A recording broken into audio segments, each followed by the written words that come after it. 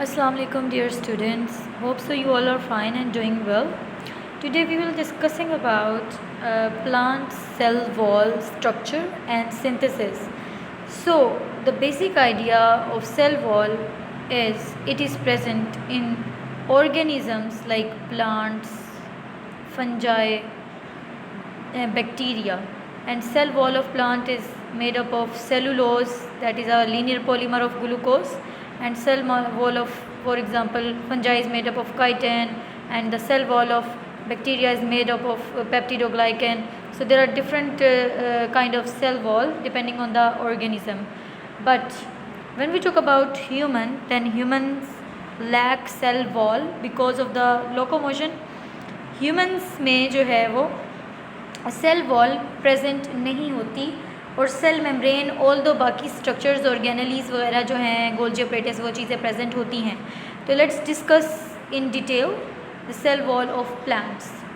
सबसे पहले हमारे जो तीन मेन कंपोनेंट्स हैं सेल वॉल के, वो हैं middle lamella, primary cell wall and secondary cell wall.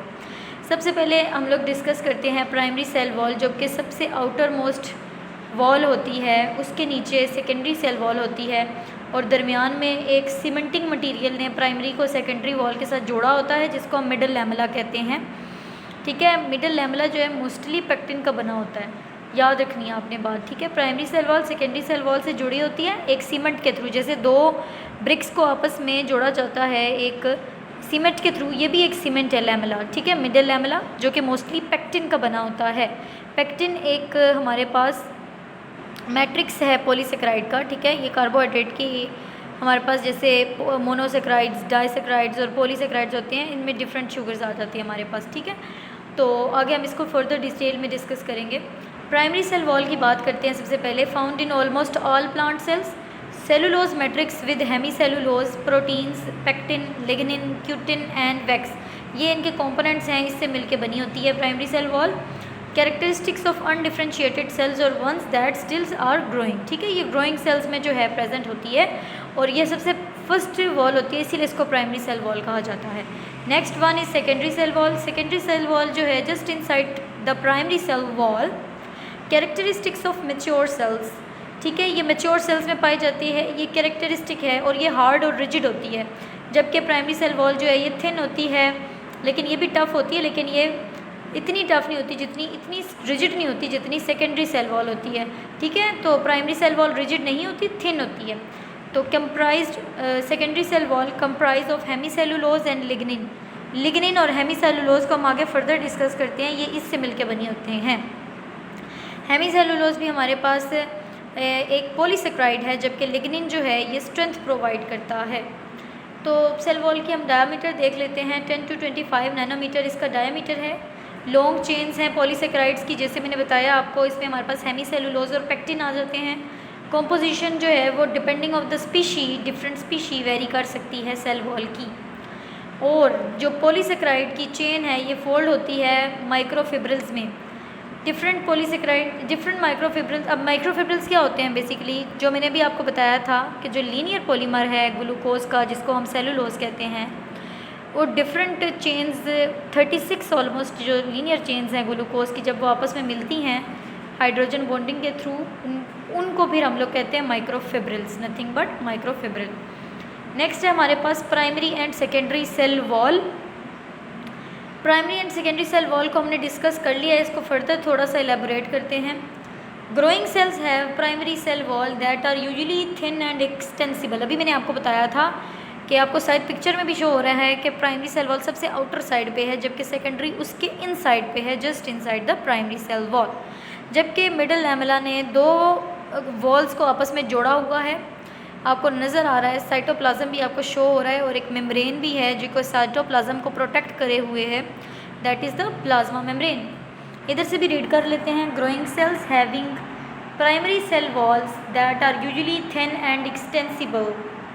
ठीक है, जो प्राइमरी सेल वॉल होती है वो थिन होती है और एक्सटेंसिबल होती है, ऑल दो टफ. ठीक है, क्योंकि अगर वो टफ ना होगी तो इजीली ब्रेकेबल हो जाएगा. Mature cells no longer needs to be extensible or rigid, that is a secondary cell wall is produced by a hardening of primary cell wall. अभी मैंने बताया था थिन होती है प्राइमरी सेल वॉल, जब इसको ज़्यादा हार्ड करेंगे रिजिड बनाने के लिए तो वो सेकेंडरी सेल वॉल बन जाएगी। The next one is primary cell wall. Primary cell wall एक नेटवर्क है माइक्रोफिब्रिल थ्रेड्स का, जिसमें मैंने आपको बताया था माइक्रोफिब्रिल सेलुलोज की 36 चेन्स को जोड़ने से माइक्रोफिब्रिल के थ्रेड बनते हैं। सेकंड है हमारे पास क्रॉस लिंकिंग पॉलीसेकेराइड्स, मैंने आपको हेमीसेलुलोज के बारे में बताया था। Third one is the third polysaccharide, second polysaccharide that is a pectins.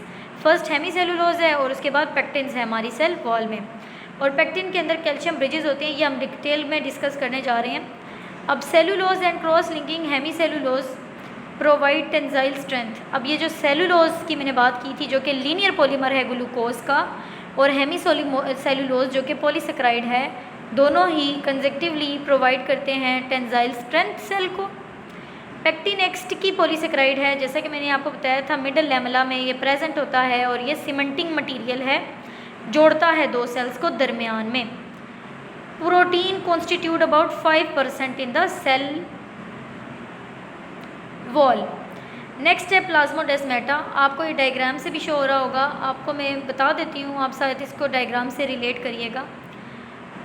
Plasmodesmata are microscopic channels through the cell wall and the middle lamella.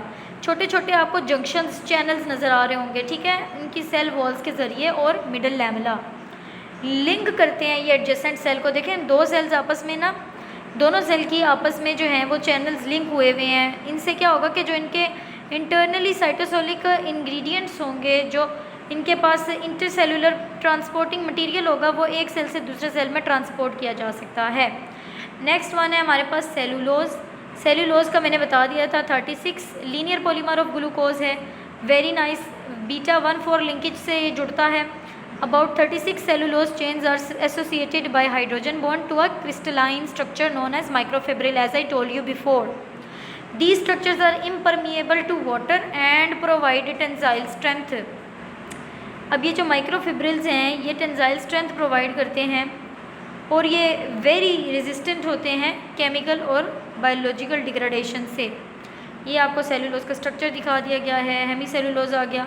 Hemicellulose is a heterogeneous group of branch polysaccharide, ठीक है, जैसे linear polymer था ना glucose का, ये linear, इसमें हमारे पास क्या होगा, इसमें ग्लूकोज तो होगी लेकिन डिफरेंट टाइप ऑफ ग्लूकोज होंगी, जैसे जाइलोलोज हो गया, जैसे जाइलोज हो गया, मैनोज हो गया, ग्लूकोज हो गया। यहाँ पे सिंगल पॉलीमर सिर्फ ग्लूकोज का नहीं होगा बल्कि अदर देन ग्लूकोज ब्रांच में लगे हुए होंगे।